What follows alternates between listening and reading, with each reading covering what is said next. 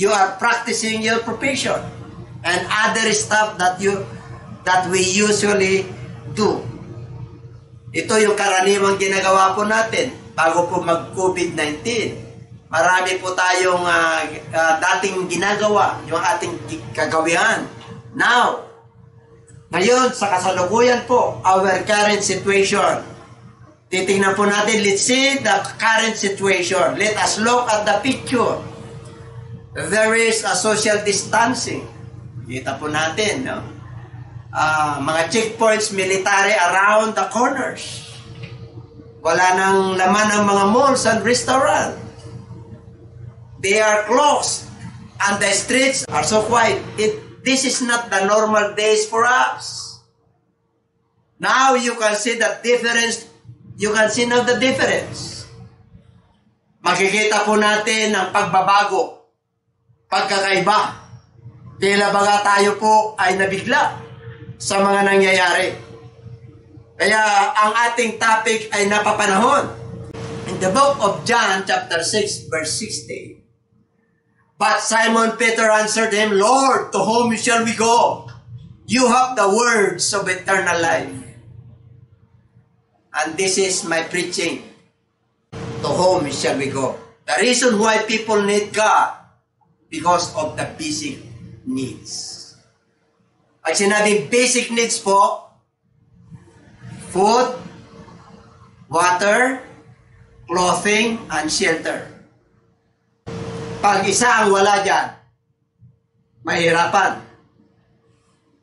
Lalo na pag tubig. Kaya ang basic needs, ang kailangan ng tao. Ngayon, saan tayo, anong gagawin natin, dapat natin gawin para yung panahon ngayon, yung nangyayari ngayon, na halos lahat ng tao ay kailangan nito, ay mananatili. Hindi mag-alala, hindi ma-confuse, hindi mabalisa. Ito po ang tatalakayin po natin sa araw na to. Tingnan po natin ang biblical perspective. In the Old Testament, in the book of Exodus chapter 16 verse 35, and the children of Israel ate manna 40 years. They ate manna for 40 years until they came to an inhabited land. They ate manna until they came to the border of the land of Canaan. Galing po sila sa Egypt, papunta sa promised land. 40 years. Ang sabi ng Lord sa kanila, 40 days lang. Makakarating na po sila sa promised land. Kaya lang, dahil sa kanilang pagsuway at sinabi po ng Book of Deuteronomy na sinubukan sila ng ating Panginoon, kaya lang hindi sila nakapasa. Kaya instead na 40 days ang kanilang paglalakbay, umabot po sila ng 40 years. At ganito po ang nangyari. In the book of Numbers chapter 20 verse 10, and Moses and Aaron gathered the assembly together before the rock. And he said to them, Hear now, you rebels. Must we bring water for you out of this rock? Kasi po, lagi silang nagre-reklamo. Minsan sa kanilang paglalakbay, wala silang tubig, wala silang inumin. May mapait, pero ang ginagawa ng Lord, pinapaganda niya yung lasa. Pero nung lagi na silang nagre-reklamo, sa Book of Numbers yung nabasa po natin, ang sabi ng Lord kay Moses, kausapin mo yung bato. Lalabas ang tubig dyan, dadaloy ang tubig para mainom ang bayan ng Israel. Kaya lang, dahil nagsasawa na siya sa kakukomplain ng mga anak ng Diyos, kaya sabi niya, Hear now, you rebels. Pakinggan nyo, mga umaalsa, mga nagre-rebelde. Ang ginawa niya sa rock, instead na kausapin niya, pinalo niya. Dahil sa sama ng loob sa mga tao. Kaya nagalit sa kanya ang Diyos kay Moses, kaya hindi siya nakapasok sa promised land. Pero ang maganda po noon, kahit na nagre-reklamo po sila, yung basic needs, ibinigay pa rin ng Lord sa kanila. Yung mana na 40 years, sila'y kumakain, nagsasawa na sila, nandun pa rin. Nagpadala siya ng karne na mapupo. Ganon din sa tubig. Ano pa? Deuteronomy chapter 8 verse 4. Your garment did not wear out on you, nor did your foot swell these 40 years. You could just imagine, brethren, 40 years sila'y naglalakbay. Yung mga ibang bata pa lang, wala namang garments factory sa wilderness. Wala pong sapatos, gawaan ng mga sapatos si slippers o sandalyas. Pero ang sabi ng Bible, your garments did not wear out on you. Hindi na luma. Nor did your foot swell this 40 years. Grabe po. Yung paanong anak nila nung bata, habang sila ay tumatanda, yung paa nila lumalaki, lumalaki rin yung kanilang sandalyas, ganun din yung kanilang kasuotan. Grabe ang himala ng Diyos, ang mga bayan ng Israel. Kanina, tubig, pagkain, ito yung damit, ngayon yung shelter naman. Exodus chapter 13 verse 21. And the Lord went before them by day in a pillar of cloud to lead the way, and by night in a pillar of fire to give them light, so as to go by day and night. Pero niyo po, mga kapatid, mga minamahal, mga nakikinig. Pag-araw, mainit, meron silang lilim. Ano yon? Yung haliging ulap. Ganon sila kamahal ang Lord. At paggabi naman, pillar of fire, para meron silang ilawan sa gabi. Maliwanag. Yung kanilang, kasi wilderness po yun eh. Isip-isipin nyo na lang, mga kapatid. You can just imagine how God, napakapangyarihan ng ating Panginoon. Kaya pinakita niya sa kanila. Sila ay naniwala. They believe. Kasi ang daming mga miracles. Nasaksihan nila yung basic needs nila, pangangailangan po nila, isinupply ng Diyos. Ngayon, in the book of Numbers 14:11, dito na. Ano yan? Then the Lord said to Moses, how long will these people reject me? And how long will they not believe me with all the signs which I have performed among them? Sa kabila ng mga tanda, palatanda na pinakita ko sa kanila, sila lagi nagre-reklamo, nire-reject nila. Nire-reject ako. Yung pag-reject po dyan, nagre-reklamo, nagko-complain, mas maigi pa sa Egypt, maluwag ang libingan doon, maraming karne roon, maraming pagkain doon, kahit naaliting kami ron, yun po. Kumbaga sa nagreklamo po sila ng reklamo. Kaya sabi niya kay Moses, nangusap ang Lord sa kanya, how long will they don't believe? Hanggang ngayon, yung kanilang paniniwala, in spite sa lahat ng mga palatandaan na ipinakita ko sa kanila. Why? In the book of Deuteronomy 32 verse 20. And I said, I will hide my face from them. Ikukubli ko ang aking mukha sa kanila. I will see what their end will be. Titingnan ko kung ano ang kanilang hangganan. For they are a perverse generation. Mga lahing ligo ito. Children in whom is no faith. Wala pala silang pagtatapat o wala silang pananampalataya. Yun ang problema sa kanila. Sila'y naniniwala, pero wala silang pananampalataya. Believe and faith, medyo may pagkakaiba po. Believe, ikaw ay naniniwala dahil nakita mo.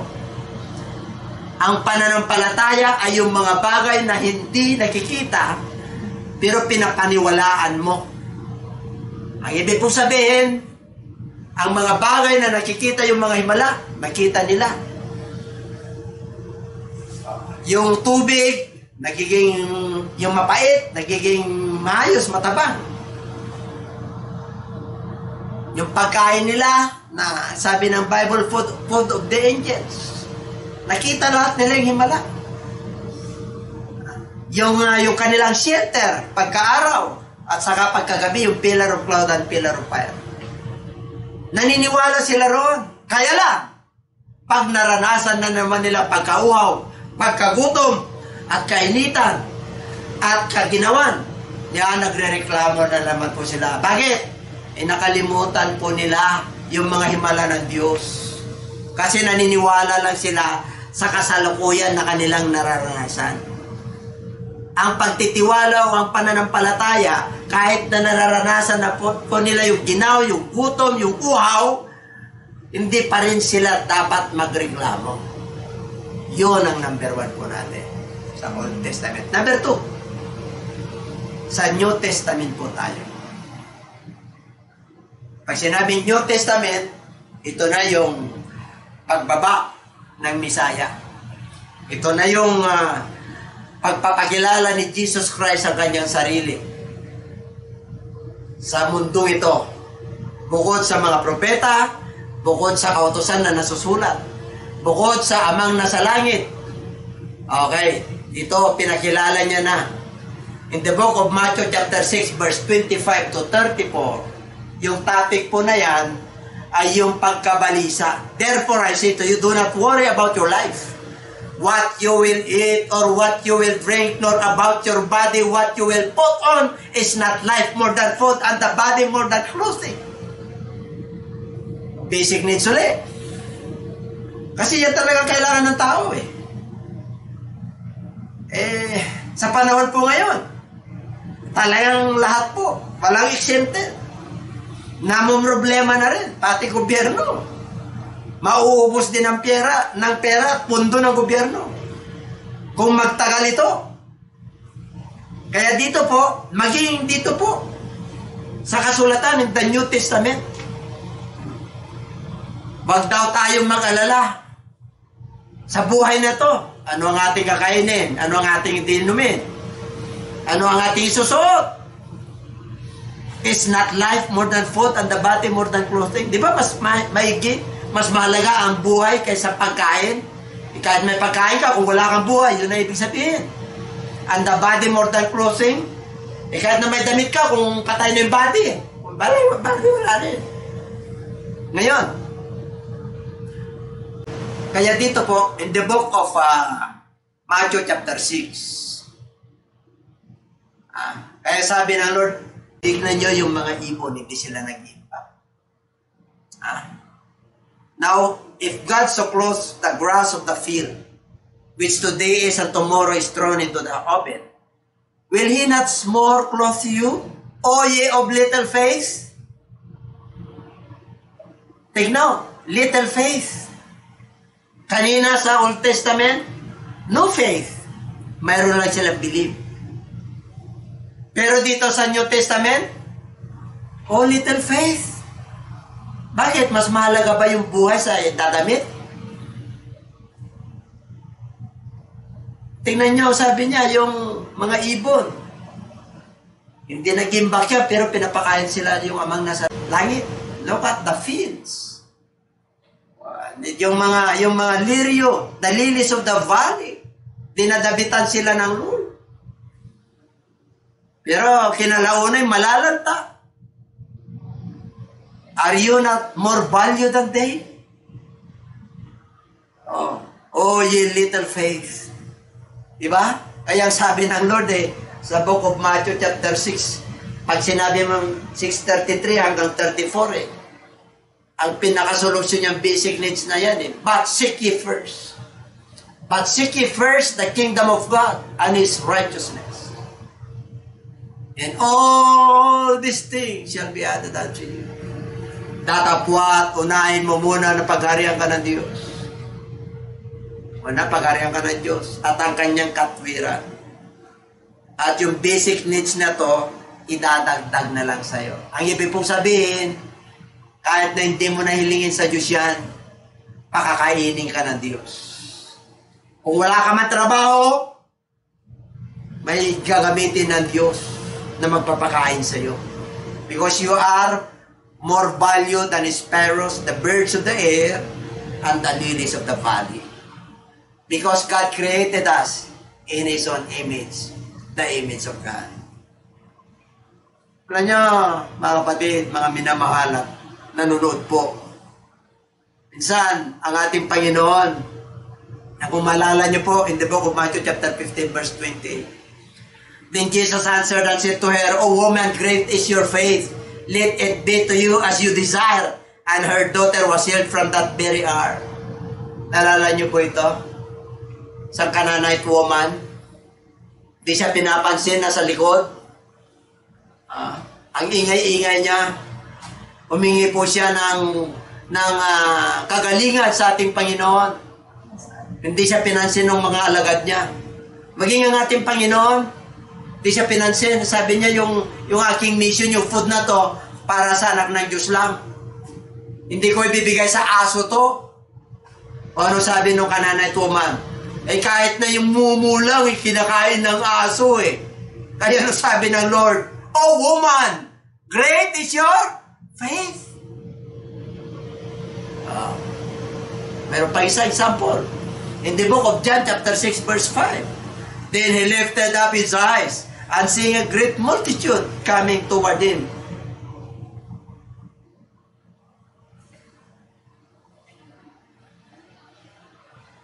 Merong isang yung centurion. Hindi po, centurion, yung great faith. Merong pang isang centurion, yung isang sundalo. Lord, pagalingin mo yung anak ko. Ang sabi niya, ako isang sundalo, may kapamalan, meron akong sinasakupan. Sabihin nyo lang. Sabi ng Lord, pupunta ako sa iyo. Ang sabi niya, hindi na kailangan, Lord. Hindi na. Sabihin mo lang. Anong sabi ng Lord? Wala pa akong nakita ang ganitong kalaking pananampalataya sa Israel. Tingnan nyo yung basic needs kanina. Little faith. Ang kanyang kinakausap, mga lagat. Si sermon siya. Bakit little faith sa kanila? Kasi nakikita nila sa Lord, nakakasama sila. Pero itong mga itong mga Gentiles na to, Canaanites, at saka yung centurion, Romano, isang commander, isang officer, sabihin mo lang, Lord, maniniwala na ako sa iyo. Grabe ang pananampalataya nito, sabi ng Lord. Kaya dito na po tayo, hinahanapan na po tayo ng matinding pananampalataya sa basic needs. Tingnan po natin in the book of John, chapter 6, verse 5. Pag sinabing John chapter 6, dito po napakain ng ating Panginoon. Then Jesus lifted up his eyes and seeing a great multitude coming. Dumarating po sila toward him and said to Philip, Where shall we buy? Where shall we buy bread that this may eat? Napakarami po nila. Kaya tinanong niya kay Philip. Bakit? Para subukan si Philip. Pero ang sabi ng Bible, alam na ng Diyos ang kanyang gagawin. Ang sabi ni Philip ay 200 dinar. Kulang. Kulang, Lord. 200 dinar. Kulang. Equivalent to 8 months wages. Sa ganitong karaming tao, kulang. Kaya nandun po si Andrew, one of the silent disciple. Lord, meron isang bata dito. May baon po siya. 5 tinapay, 2 isda. Binigay kay Jesus, pinaspasan niya. Sige, papuin niyo yung mga tao. Sila po ay nabusog. Sila po ay nabusog. Ngayon, mga kapatid, nung sila po ay nabusog, yung matira, ipunin! Para walang sayang. Yan. Kaya yung panahon ngayon na nakapag-ipon, hindi sila nag-alala. Dito, maganda yung nag-ipon. Ayaw ng Lord ng sayang. Kaya ang sabi niya kanyang alagad, nakaipon po siya na ng 12 basket. Bakit 12? Ay pag worker ka ng Lord, tig-isa-isa kayong basket, 12 alagad yun. Sarap maging worker ng Lord. Tingnan po natin. 6:27. Do not labor for the food which perishes, but for the food which endures to everlasting life. Alam mo sa 6:15, meron nakalagay dyan, gagawin siyang hari.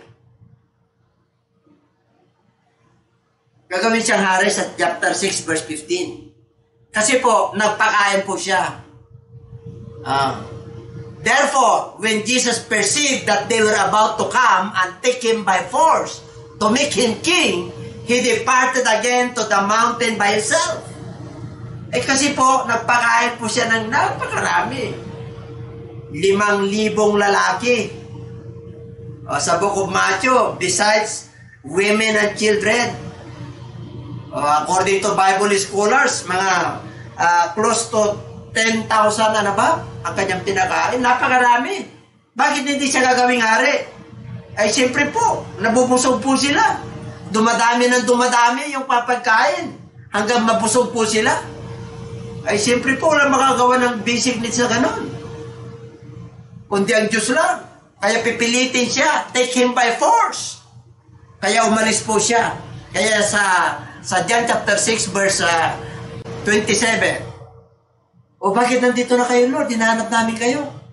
Kaya sabi na, Lord, do not labor for the food which perishes, but for the food which endures everlasting life, which the Son of Man give you, because God the Father has set His seal on Him.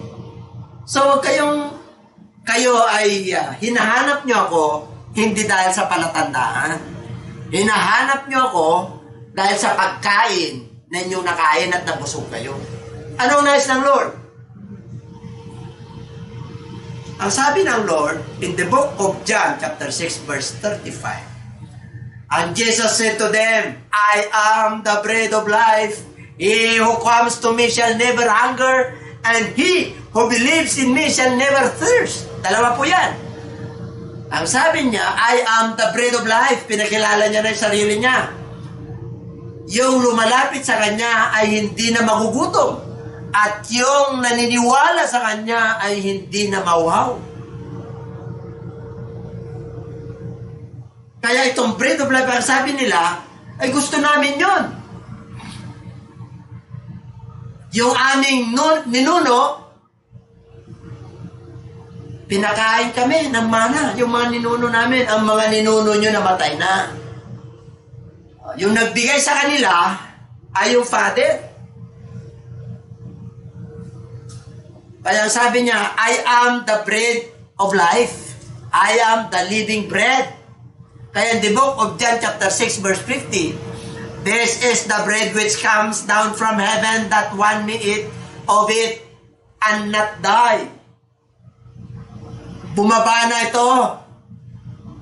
Ito yung tunay na tinapay galing sa langit, na kung sino man makakain ito ay hindi mamamatay.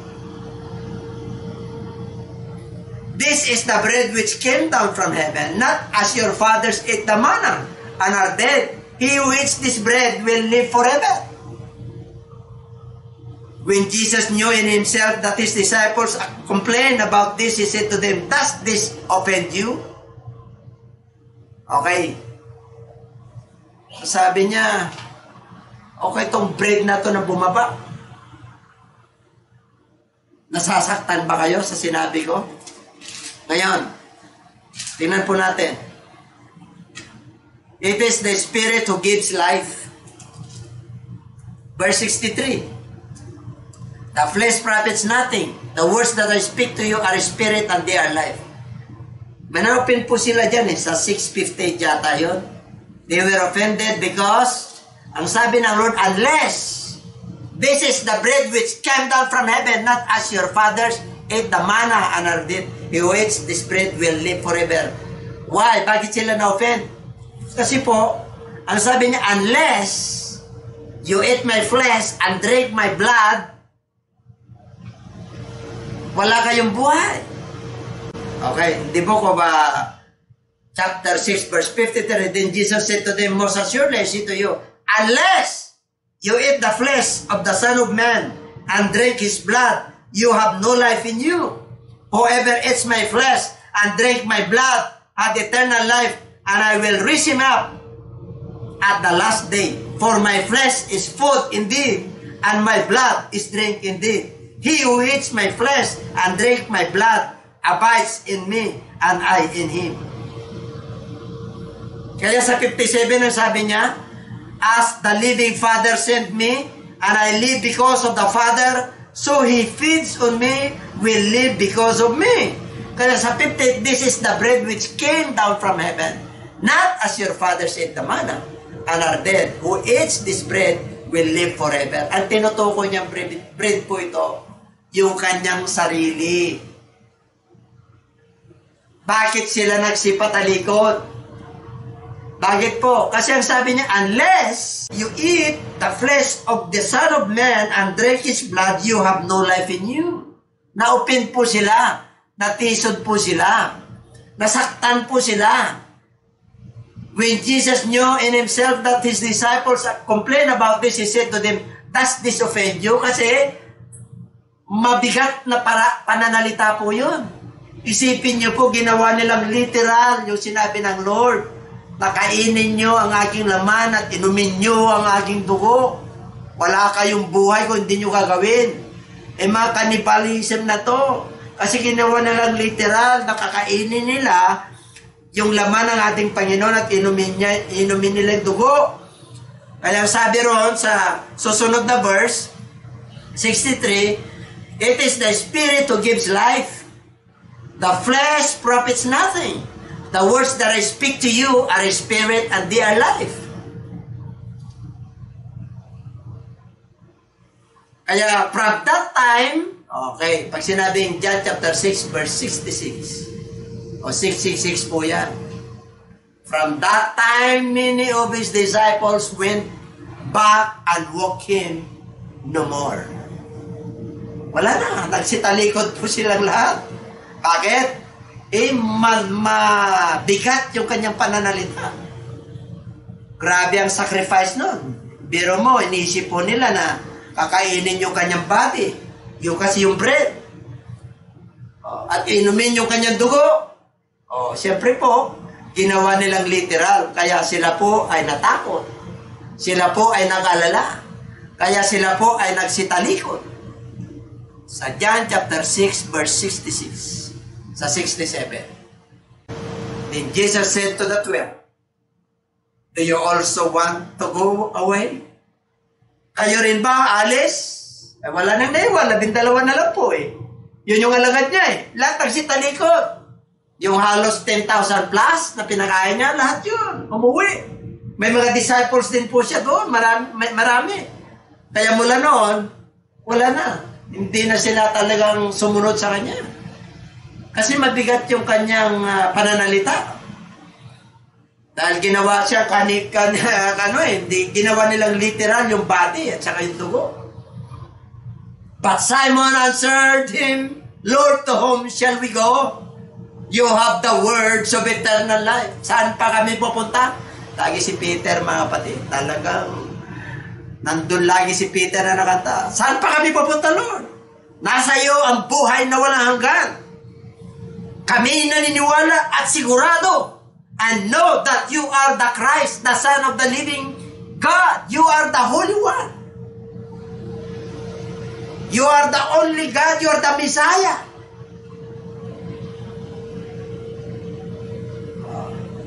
Saan pa kami pupunta? Nasa iyo ang buhay na walang hanggan. The Spirit that you speak, yung words na sinasalita mo ay buhay. Kaya naniniwala kami, kaya sabi niya, Lord. Yun, sa 68, Lord, to whom shall we go? Inuuna niya ng Panginoon. Pag sinabi mong Panginoon, nanguna na siya sa iyong buhay. Siya yung Lord mo. Naniwala yung 12, lalo si Peter. Bakit? Yung kanyang sinasabi na, yung mga sinasabi niya na siya yung bumaba galing sa langit, yun yung eternal life. Naniniwala sila roon. At 69, Kami naniniwala, sigurado. Nalalaman namin. Kilala ka na namin that you are the Christ. Sabi, you are the Christ, the Messiah, the Son of the living God, the Holy One. Ibang verse po yan. 669. Ikaw yung Diyos na bumaba. So, ibig sabihin, number 1, sa Old Testament, they believe. Number 2, New Testament, they believe, pero little faith. Dito po, ang nais ng Lord, magkakaroon ng great faith, kaya bumaba na po sila. Kasi nagkaroon ng great faith yung mga Gentiles eh. Bakit sila nagkaroon ng great faith? Kasi wala talagang din nila kilala ang Diyos. Nung napalitaan nila si Jesus Christ na napakaraming signs and wonders, yung mga daming gumagaling, saan pumunta, talagang lahat gumagaling, yung mga napuposes ng demon, napapalaya, naniniwala po sila. Meron ngayon nagasal ng dugo eh.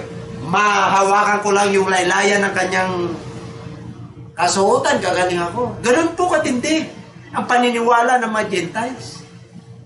Kaya nais ng Lord na yung kanyang mga anak ay yung kanilang faith talagang great faith din. Paano? Tingnan po natin. In the book of Matthew 6:33.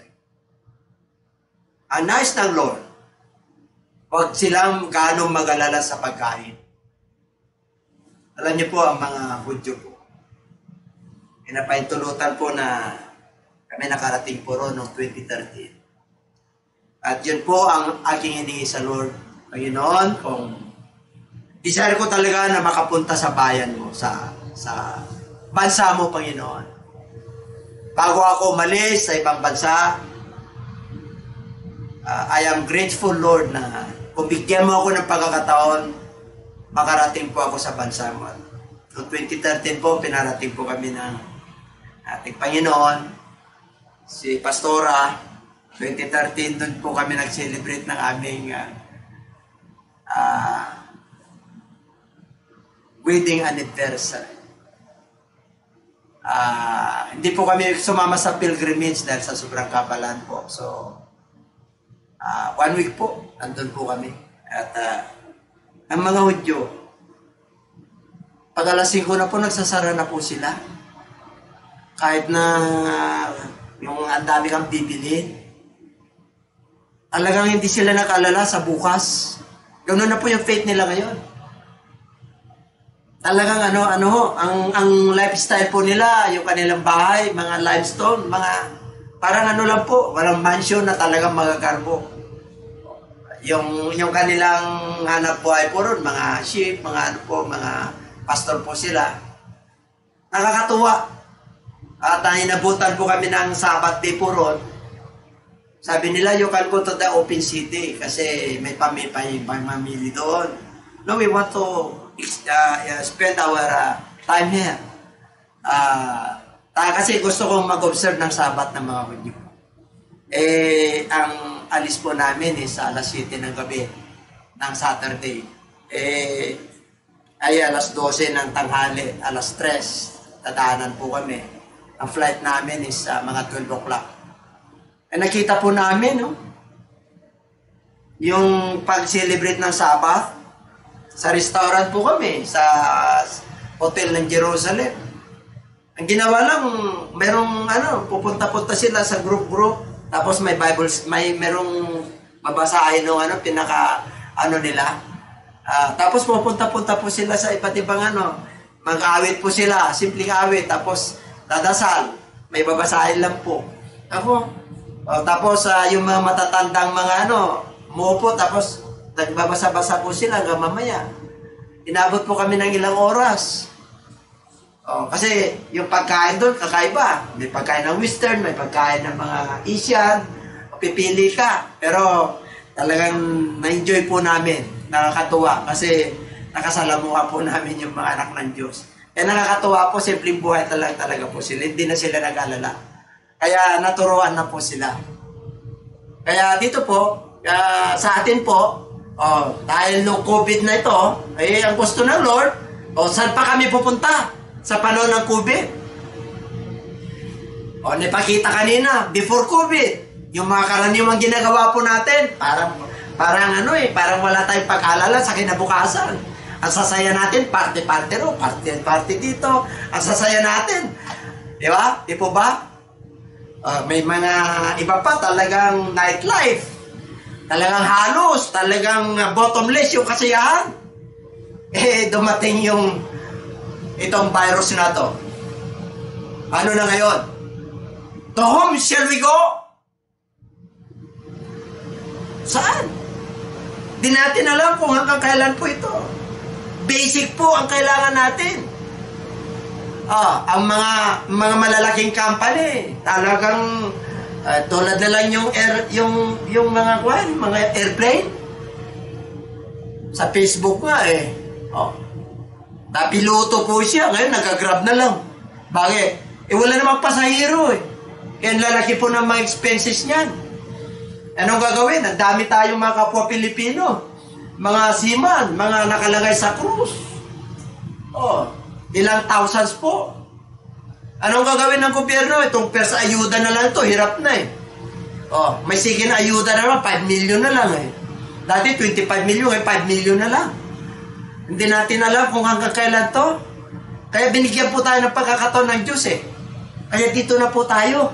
Kung yung Old Testament, nag-believe lang sila, kaya ngayon, ng New Testament, yung little faith lang, tapos bumaba na siya, pinakilala niya na yung sarili niya, na great faith na kayo, kainin nyo na yung lamang ko, inumin nyo na yung dugo ko. Ang ibig pong sabihin, isiksik na natin yung sarili natin sa Word of God, sa Holy Spirit. Bakit? Walang gutom yan Walang uhaw yan Pag kinumpleto ka ng Lord, pag pinuspos ka ng Holy Spirit ng Lord, pakakainin ka niya. Yung mga ibon niya, pinapakain Dinadabitan nga yung mga lilies of the valley. How much more? You are more value than those sparrows, the birds of the air, at the lilies of the field. Mas mahalaga tayo sa tingin ng Diyos. Alam niya nga po kung ilan ang nabubunot at nalalagas nating mga buhok. Kaya sabi niya, but seek ye first, pagkakaroon muna kayo ng Diyos. At ang katwiran ng Diyos. And all these things shall be added. Ano yung added? All these things. Ang ibig po sabihin, before you ask, the Lord knows your needs, your basic needs. Your food, your water, your shelter, your clothing. Bibigay ng Diyos yan kasi needs po yan. Tingnan nyo, kahit anong hirap, kumain naman kahit na COVID Bakit? May ayuda May gagamitin ng Lord. Kung wala man ayuda, may mga ibang gagamitin ng Lord. Baka kapitbahay mo, naawa sa'yo. Meron. Basta ang kailangan, pagarihan ka muna ng Diyos. At yung katwiran ng Diyos ang susundin natin. Idadagdag na lang po yan. Ibig sabihin, yung idadagdag, meron ka ng pagkain, dadagdagan pa. Meron ka ng inumin, dadagdagan pa. Dadagdag na lang yung mga basic. Hindi yung wants. Yung wants, iba. Gusto mo yun. Gusto ko to. Gusto ko na magkaroon ng ganitong cellphone. Magandang cellphone, wala. Di na kailangan niya yun. Yung ating normal dati na buhay, kailan kaya ako pupunta? Yung real estate business, yung mga kliyente ko po, alam hindi ko, nakakaawa, nakakahiya, na kumustahin, na alukan. Pwede mo kumustahin pag pray mo. Pero yung alukan mo, mahiyaya ka. Hindi panahon. Hindi panahon. Distinction God. Ngayon, in the book of Luke chapter 11, verse 11, if a son asks for a bread from any father among you, will he give him a stone? Or if he asks for a fish, will give him a serpent instead of a fish? Or if he asks for an egg, will he offer him a scorpion? If you then being evil know how to give good gifts to your children, how much more will your heavenly Father give the Holy Spirit to those who has Him? Holy Spirit, yun ang magkukumpleto po sa atin. Yung mga basic needs po natin. Yun ang magbibigay kakumpletuhan. Kahit nakapos, kahit nakulang, kahit na nagugutom, yung righteousness pa rin ang nangingibabaw Kahit na nauuhaw, yung righteousness pa rin ang nagibabaw. Bakit? Yung Holy Spirit ng Lord, puspos ka. Yun ang magkukumpleto sa buhay mo, sa basic needs mo. Nakukontento ka, kaya sabi ng Book of Timothy, food and raiment, you shall be contented. Kaya pagdating sa basic needs, ang Diyos ang nagsusupply. Pero sinabi niya sa kanyang malagad, you eat my flesh and drink my blood para magkaroon ka ng buhay. Yung flesh na tinutukan niya doon, he's the living bread. Yun yung bread na hindi napapanis. Yung bread na kinakain po natin, napapanis po yun. Mamaya magugutom ka ulit. Ang gusto ng Lord, yung bread, yung kanyang katawan, yung kanyang Word of God, yung kanyang Holy Spirit, mapupuspos po tayo para hindi natin mararamdaman. Hindi tayo mag-alala, hindi natin mararamdaman yung gutom. Yes, nararamdaman mo, pero ikaw naniniwala na pakakainin ka ng Diyos. Kaya dapat magpakapuspos po tayo sa panahon ng COVID. Dapat yung gospel ng Lord, may suklob natin, makasunod po tayo.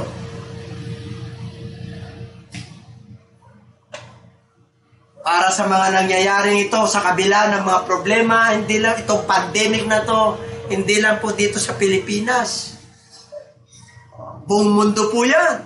Meron pang second wave po yan. Di natin alam kung hanggang kailan. Maglalapit na po tayo sa Diyos, magdidikit na po tayo sa Kanya.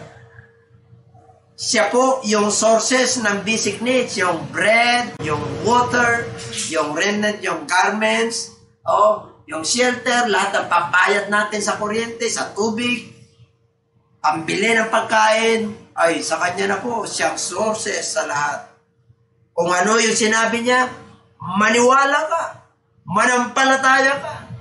Pag sinabi niya na, but seek ye first, ibig sabihin, siya muna yung paghari, siya muna yung unahin natin, paggising natin, Lord, thank you. Kaya mo na pagharihan ko muna ng Diyos, Lord. Bigyan mo ako ng lakas ng Lord. Bigyan mo ako ng katalinuhan. Bigyan mo ako ng diskarte sa buhay. Wala nang hanap buhay. Bigyan mo ako ng wisdom. Para mayroon ng kakabuhayan yung loved ones ko. Para may basic needs ako. Kaya sabi niya, kayo, mga masasamang tatay. Ibig sabihin, marunong kayong magbigay ng mabubuting kaloob sa inyong mga anak. Kayo matatay po dito sa lupang ito. Ibig sabihin, kahit na medyo hindi tayo maayos sa Lord, pero pagdating sa pangailangan po ng loved ones natin, anak, amal natin sa buhay, ginagawa natin yung the best natin na makakaya po natin para may provide ang kanilang mga pangangailangan. Kaya nais ng Lord, how much more will your Heavenly Father? Ibig sabihin, pagdating sa basic needs, mas pangalagaan natin at mas unahin natin at mas maniwala tayo, manampalataya po tayo doon sa nagbibigay ng pagkain. Alam niyo mga kapatid, siyang nagbibigay ng buhay. Kaya sabi niya, ang buhay ba mas mahalaga ito sa pagkain? Ang damit ba mas mahalaga ito sa katawan? Kung wala ka ng buhay, wala nang halaga yan. Kaya habang nabubuhay po tayo, to whom shall we go, Lord? To whom shall we go? Lord, you have the eternal life. You have your word. You have the Holy Spirit. Bagamat ang mundo ito ay gutom, nangangailangan, pero ang manang-anak ng Diyos ay may pag-asa. Kahit na wala ng pagkain ng mundong ito, ang Diyos ang magpapakain sa kanyang mga anak. Ako po'y naniniwala dyan. Hindi kailanman tayo pababayaan ng Diyos. Ang sabi ng Lord, I will never leave you nor forsake you. Kasama po yun sa basic needs. Hindi tayo pababayaan ng Lord. Kanya tayo kamahal ng ating Panginoon. Kaya nga rin po natin, una, pagarihan tayo. Pangalawa, yung kanyang katwiran. Tayo po'y maniwala, manampalataya, at magpakapospos ng Holy Spirit. Nako, kompleto na po tayo. Yung gospel, sinusunod po natin. Maniwala po kayo kahit na COVID na to. Makakaraos din po tayo. Maraming salamat po. At sana po, mapagpala po kayo. Palain po tayo ng ating Panginoon at na mapangyayari po, talaga namang marami na pong napabalisa, nakukonfuse, pero talagang yung iba po gusto ng pumasada, gusto ng lumabas. Kasi po talagang yung mga ayuda talagang talagang kulang pa. Pero manalangin lang po tayo, makakaraos din po tayo. Maraming salamat po at pagpalain po tayong lahat. Tayo po ay magpasalamat sa Diyos at manalangin. Maraming salamat po, Ama, sa ibinigay mo sa amin na mana. Ito po yung mana na spiritual food na ikaw mismo ang bumaba. Para ipakilala mo sa amin na kailanman hindi na kami mangugutom. Kung kami lalapit sa iyo, manampalataya ka sa iyo, maniwala sa iyo, hindi na kami kailanman mauuhaw, Panginoon. Marami pong salamat po, Diyos, sa iyong mapaalala, sa iyong masalita. Salamat po, Panginoon. Hallelujah sa iyong banal na Espiritu. Na ito po yung aming pagkumpleto, yung aming mga kakulangan pag kami ay puspos, Panginoon. Nagagalak lagi ang aming puso at lagi kaming ang pag-ibig po ay siyang nangingibabaw. At ang pag-asa po ay hindi nawawala at ang pananampalataya ay laging nandyan, Panginoon. These three remain. Faith, hope, and love. But the greatest is love. Nangingibabaw pa rin ang dakilang pag-ibig. Ikaw ang unang umibig sa sangkatauhan. Kaya binigay mo ang iyong bugtong ng anak. Kung sino mang sa kanya sumampalataya, siya hindi mapahamak at magkaroon ng buhay na walang hanggan. Maraming pong salamat, Ama, sa iyong masalita. Palain mo kami lahat, mananonood, ang mga kapatiran po namin, mga kababayan po namin na nahirapan. Provide mo ang kanilang pangailangan, Panginoon. Ang mga frontliners po namin na patuloy na nagtsatsaga. Ingatan mo rin, Panginoon, sa virus na ito. Bawat mamamayang Pilipino, provide mo ang pangailangan. At higit sa lahat, nadalain ko po, Panginoon, ang aming mahal na Pangulo. Patuloy, Diyos, na bigyan mo siya ng kalakasan. Naging ang mga kasama niya po, opisyalis. Ingatan mo po sila yung lahat, ang mamamayang Pilipino. Ay babaw ang iyong dakilang pag-ibig, pag-ibig sa kapwa, at pag-ibig sa isa't isa. Maraming pong salamat. Pagpalain mo kami lahat. Ito po ang aking samot na langit sa pangalan ni Jesus. Amen. Magandang araw po muli sa ating mga viewer at subscriber at ang ating mga kapatiran. Salamat po muli sa ating Panginoon at tayo po ay nagkita-kita muli sa programang ito ng JCLGAA na ating pong natutunghayan dito sa ating YouTube at saka Facebook account. Mangyari lamang po mga kapatid na patuloy po natin itong subaybayan at huwag po tayo magsawa sa mga bagay na espiritual. Tunay nga mga kapatid na napakaganda po ng mensahe na ibinigay sa atin ng Panginoon sa umagang ito na pinamagatang To Whom Shall We Go? Tunay nga mga kapatid na sa panahon po natin ito na wala po tayong ibang pupuntahan kundi po ang Panginoon. Ang presensya ng Panginoon ay dapat na nangunguna po sa ating buhay sapagkat kung wala po siya sa panahon na ito, sa buhay natin, mahihirapan po tayo. Lagi tayo mapupuno ng mga alalahanin sa mundong ito, mapupuno tayo ng kaguluhan at wala tayong kapayapaan. Alam niyo po mga kapatid, na pag tayo po sa Panginoon pupunta, sa Panginoon tayo kukuha ng ating lakas.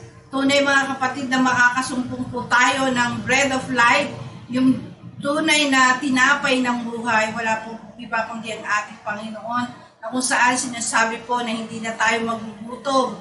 Siya po yung living water na hindi na po tayo mauuhaw. Kasi ang Diyos po natin ay kumpleto. Wala po tayong ibang masasandigan, masasandalan sa panahon ito, kundi ang ating Panginoon. Sapagkat siya po ang Diyos na makapangyarihan, ang Diyos ng himala, na siyang magbibigay po sa atin mga kapatid ng kapanatagan sa ating buhay. Kaya patuloy po tayo magtiwala sa Kanya, lagi po tayo manalangin, at lagi po tayo magbasa ng Kanyang salita at namnamin po natin ang salita ng Diyos na magiging pagkain ng ating kaluluwa upang tayo po ay magkaroon ng kapanatagan. Tanggapin po ang ating Panginoon sa mga sandali ito. Sa mga hindi pa po tumatanggap sa ating Panginoon, mangyari lamang po na sumunod kayo sa maikling panalangin ng pagtanggap at inaanyayahan po kayo mga kapatid na tanggapin niyo po ang ating Panginoon sapagkat siya po ang ating tagapagligtas. At gawin po natin ito habang may panahon pa po mga kapatid. Bigyan po natin sumandali ang ating mga mata. Tayo po yumuko, itaas po natin ang ating mga kamay sa Panginoon bilang tanda po ng ating pagsuko sa Kanya. Tayo po'y manalangin. Amang banal na makapangyarihan sa lahat, aming Diyos na buhay, tunay o Diyos na napakabuti mo po. Salamat po sa pagpapala mo sa aming buhay. Salamat po sa patuloy na pagkalinga mo po sa amin. At sa oras na ito, ako po'y lumalapit sa iyong banal na harapan, nagpapakumbaba sa aking sarili, na tunay po, Panginoon, na wala akong magagawa kung wala ka sa aking buhay. Kaya sa oras na ito, ako po'y nananalig na ikaw ang aming Diyos na buhay, ang siyang magliligtas sa amin. Patawarin mo po ako sa lahat ng aking mga pagkakasala, mga pagkukulang, mga kahinaan na nagawa sa aking buhay. Patawarin mo po ako, linisin mo po ako, at gawin mo po ang karapat-dapat na maging anak mo. At sa oras na ito, tinatanggap kita bilang Panginoon at sariling tagapagligtas ng aking buhay. Tinatanggap kita bilang kaisa-isang Diyos sa aking buhay. Pagharian mo po ako mula ngayon hanggang sa iyong pagbabalik. Salamat po sa kapatawaran sa aking mga kasalanan at sa kaligtasan na aking natamo. Salamat po ng marami. Ito po ang aking samot dalangin sa iyong dakilang pangalan, sa pangalan mo po, Panginoong Yesus. Amen. Ang tinanggap po natin ay ang ating Panginoon at patuloy po tayo mga kapatid na magbigay ng panahon sa pag-aaral po ng salita ng Diyos para tayo po ay lumago sa ating spiritual. At tunay nga mga kapatid na hindi lamang po doon nagtatapos sa ating pagtanggap, kailangan po yung kamatayan ng ating Panginoon ay isama din po natin sa ating kaligtasan at yan po yung pagbabautismo sa kanyang dakilang pangalan. Kaya nga po sinasabi ng Biblia na tayo po'y magsisi, magpabautismo sa kanyang dakilang pangalan upang tayo po'y patawarin sa ating kasalanan at tatanggapin po natin ang Espiritu ng Diyos. Tunay nga mga kapatid na tayo'y nagsisi ngayon, tayo po ay magpabautismo at ang Diyos po ang magkakalob sa atin ng Holy Spirit. Maraming pong salamat mga kapatid at patuloy tayo mga kapatid na magkaisa po sa pananalangin sa ating bansa upang makamtan po natin ang tunay mga kapatid na pagpapala ng Diyos. At sa lahat po ng ating mga viewers na napagpala po sa umagang ito, mangyari lamang po na patuloy po natin tangkilikin ang programa ng JCFGAA dito po sa ating YouTube at Facebook account. At ang gawain po natin dito mga kapatid ay every Friday po, alas 5 ng hapon, ang ating online General Bible Study at ang ating pong Sunday Worship Service every Sunday naman po tuwing alas 9 ng umaga. Huwag po natin kalilimutan na ito po ay ating i-like, i-subscribe, at i-share po natin sa iba. Kasi ang pagpapala po ng Diyos mga kapatid ay kailangan po natin ibahagi sa lahat ng tao upang sila din po ay mapagpalang kagaya natin. Maraming po salamat mga kapatid at sa mga nais po na tumulong sa gawain ng ating Panginoon, sa mga kapatiran po natin na pinagpapala, matapat na pinagpapala ng ating Diyos. Huwag po natin kalilimutan yung ating pagkakaloob sa gawain ng Panginoon. Dito na po ninyo mapapatunayan, mga kapatid, sa ganitong panahon ang ating katapatan. No? Paano ba natin makikita ang ating katapatan? Sa panahon po ng pangangailangan. Kaya kung tayo po ay tapat, tayo po, mga kapatid, ay huwag makakalimot na tulungan ang gawain ng Panginoon sapagkat ito po ay mayroong kabuluhan. Salamat po ng marami at sa ating pong panghuling panalangin, bago po magtapos ang gawain ito, tayo po'y mananalangin muli. Hingin ko po ang inyong atensyon na tayo po'y mananalangin sa pansamantala. Pray po natin muli sumandali ang ating mga mata. Yes, so God, ang mapagpala sa lahat, tunay Lord, na napakabuti mong dakila ka sa aming buhay. Salamat po, Panginoon Jesus, sa umagang ito, na kami po pinagpala mo ng iyong banal na salita. Salamat po sa napakagandang mensahe mo po, to whom shall we go. Tunay nga, mga kapatid, na ikaw lamang po ang aming pwedeng takbuhan, pwedeng puntahan na maaasahan. Sapagkat ikaw ang aming Diyos na buhay, ang aming sandigan na hindi mag-iiba at hindi kailanman nagpabaya. Tunay, Lord, na makapangyarihan ka, wala pong imposible sa iyo. Salamat, Lord, sa pagpapala mo po sa amin sa umagang ito, na ginamit mo rin ang aming mahal na Bishop Domingo Silsena. Salamat, Lord, sa patnubay mo po sa kanya. Salamat sa paggabay mo, sa iyong Holy Spirit. Thank you, Lord, sa iyong salita na banal, Panginoon, na tunay, Panginoon, na nagpapalakas po sa aming pananampalataya. Marami pong salamat sa iyong dakilang presensya. Ganun din po, Panginoon, sa aming mga viewers, sa aming mga subscribers, sa aming mga kapatiran, Panginoon, na nakatunghay ng programang ito.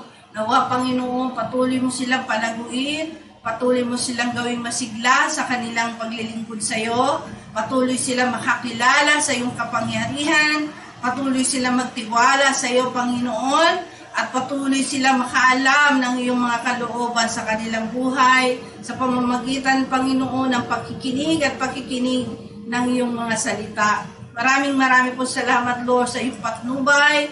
Ilagay mo po ito sa kanilang mga puso at kalooban ng iyong banal na salita ay patuloy na lalago, Panginoon. Ganon din po, Panginoon, sa aming bansang Pilipinas at maging sa ibang bansa pa rin, Panginoon. Patuloy po namin dinadalangin, Panginoon, na patuloy namin makamtan, Panginoon. Hallelujah, ang normalidad ng aming pamumuhay. Hawiin mo, Diyos, ang anumang gawa ng dyablo sa bansa po namin. Hawiin mo ang gawa ng mga kaaway, Panginoon, sa lahat ng lugar, Panginoon. Mga tao, Panginoon, na nagki-create, Lord God, ng kaguluhan sa bansa, Panginoon.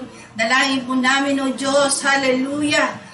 Tulungan mo sila, Panginoon, O God, na ma-enlighten ang kanilang mga puso at kaisipan at magkaroon sila ng banal na takot sa iyo, Panginoon. Upang sa magkagano, huwag po sila magbalak, Panginoon, ng masasama against sa iyong mga anak, against sa mga taong nilikha mo, Panginoon, at against sa mundong ito na kinreate mo, Panginoon. Huwag mo silang hayaan, Panginoon, na magtagumpay sa kanilang mga masasamang balak, Panginoon. Huwag mo silang hayaan, Panginoon, na magtagumpay sa kanilang mga gawang masama, Panginoon. Sapagkat, O Diyos, napakaraming tao, Panginoon, ang magsasuffer, Panginoon. Alam po namin, Panginoon, kailanman na hindi magtatagumpay ang masama laban sa mabuti. Sapagkat ikaw ang aming Diyos na buhay, ang siya naming sandigan, ang siya naming kanlungan, at siyang handang saklolo sa panahon ng aming kagipitan. Marami pong salamat, Lord God, at patuloy po kaming aasa at patuloy kami magtitiwala, Panginoon, sa iyong kapangyarihan, sapagkat ikaw ang aming Diyos na buhay. Hallelujah! Ang siya naming kaagapay. Marami po salamat din, Lord, sa iyong pagliligtas. Salamat po, Panginoon, sa tinapay ng buhay. Salamat po sa living water, sa bread of life. Hallelujah! Thank you, God. We love you and we praise you. Thank you so much. We give all the praises, the glory, and honor to your most holy and wonderful name, God. All these things we ask. In Jesus' name we pray. Amen. Amen. Amen. God bless you.